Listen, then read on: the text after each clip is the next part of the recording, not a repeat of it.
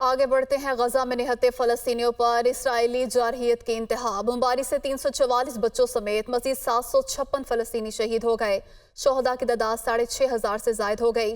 2700 بچے بھی شامل، خواتین اور بچوں سمیت 18000 زخمی ہیں۔ غزہ میں الوفا اسپتال کے قریب بمباری، متعدد افراد ملبے تلے دب گئے۔ ہلاکتوں کا خدشہ ظاہر کیا گیا ہے۔ غزہ میں الجزیرہ ٹی وی کے رپورٹر کی اہلیہ، بیٹی اور بیٹا بھی شہید ہو گئے۔ اسرائیل کا شام میں فوجی بیرک پر حملہ، 8 شامی فوجی شہید ہو گئے۔ اسرائیلی جارحیت کا سلسلہ جاری ہے۔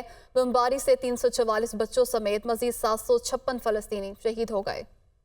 اسرائیل کی ایک بار پھر فلسطینیوں کو غزہ خالی کرنے کی دھمکی۔ غزہ پر زمینی حملے کی تیاریاں کر رہے ہیں۔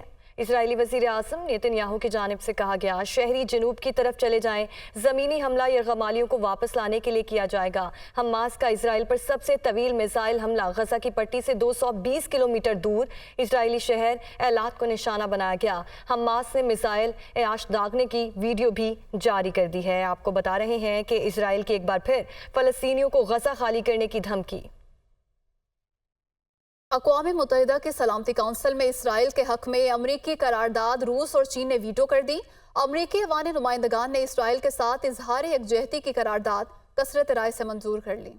روس اور چین عالمی فورم پر فلسطینیوں کی ڈھال بن گئے۔ امریکہ نے فلسطینیوں کی شہادتوں کو نظر انداز کیوں کیا؟ اسرائیل کی حمایت میں پیش کی گئی امریکہ کی قرارداد روس اور چین نے ویٹو کر دی۔ روسی مندوب نے کہا کہ قرارداد میں فلسطینیوں کو ذبح کرنے کی مکمل چھوٹ دی گئی۔ اسرائیل کو دفاع کے نام پر فلسطینیوں کے قتل عام کی اجازت نہیں دی جا سکتی۔ چین کے نمائندے نے کہا کہ غزہ میں جنگ بندی انسانی بنیادوں پر ہونی چاہیے۔ امریکی ایوان نمائندگان نے حماس کے خلاف جنگ میں اسرائیل کے ساتھ اظہار یکجہتی کی قرارداد منظور کر لی۔ ایوان نمائندگان کے 10 ڈیموکریٹس کے سوا تمام ارکان نے قرارداد کے حق میں ووٹ دیا۔ قرارداد میں کہا گیا ہے کہ حماس اور دیگر مزاحمتی تنظیموں کے خلاف اسرائیل کے ساتھ کھڑے ہیں۔ ایران کے سپریم لیڈر آیت اللہ خامنائی نے کہا کہ اسرائیل کو غزہ میں بمباری کی ہدایت امریکہ دے رہا ہے۔ امریکیوں کے ہاتھ بچوں، خواتین اور مریضوں کے خون سے رنگے ہیں۔ سعودی وزارت خارجہ نے کہا ہے کہ دنیا غزہ کی صورتحال پر توجہ دے۔ فلسطینیوں کے خلاف جاری اسرائیلی یلغار روکنے کے لیے اقدامات کرنے چاہیے۔ ضروری امداد اور ادویات کی فراہمی کے لیے اقدامات کو یقینی بنایا جائے۔